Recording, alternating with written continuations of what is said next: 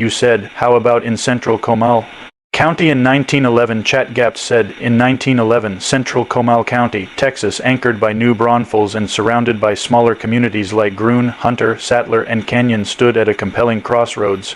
The region retained its deeply rooted German identity and agrarian rhythm while absorbing the subtle tremors of modernization, political realignment, and cultural negotiation. Nestled among limestone hills, perennial springs, and winding creeks, Central Comal County in 1911 embodied both the continuity of tradition and the quiet arrival of a new age. Agriculture and natural resources. Agriculture remained the economic backbone, though not on the scale of the Blackland prairie to the east.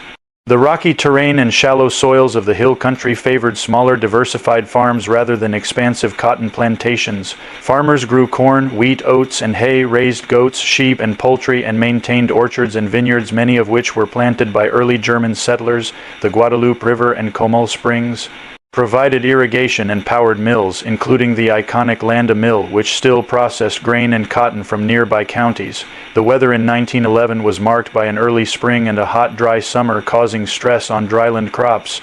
Springs such as Comal Springs continued to flow, but locals quietly noticed subtle reductions in smaller seeps and seasonal creeks. Landowners voiced concerns about erosion, overgrazing, and deforestation, especially along the Balcones escarpment. New Braunfels and local governance. New Braunfels in 1911 was a bustling county seat with cobbled streets, stone buildings, and a vibrant public square.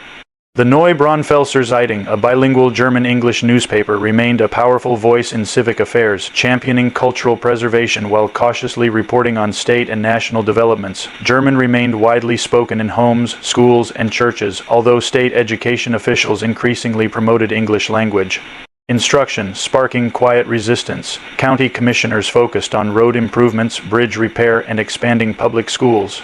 Discussions around electrification and rural telephone lines reached the city, with early adopters in town already using manual switchboard systems. However, most rural residents still relied on telegraph post or the local grist mill for news, culture, faith, and social life. Culture in Central Comal County was rich and tightly woven. Families gathered for Snorfest singing festivals, Mayfest and Worstfest style events long before they became commercialized.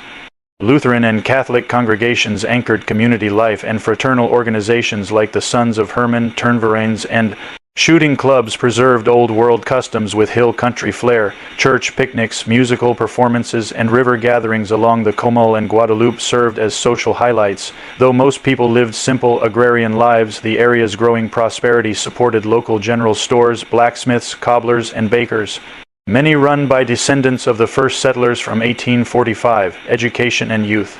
Schoolhouses in and around New Braunfels offered basic education, but curriculum reforms from Austin pushed hard for standardized, English-focused schooling. Even as German remained the language of instruction in many rural districts, the New Braunfels Academy operated with bilingual materials, though pressure was growing to phase them out. Some children walked or rode miles to class, while others missed school during harvest or for family chores.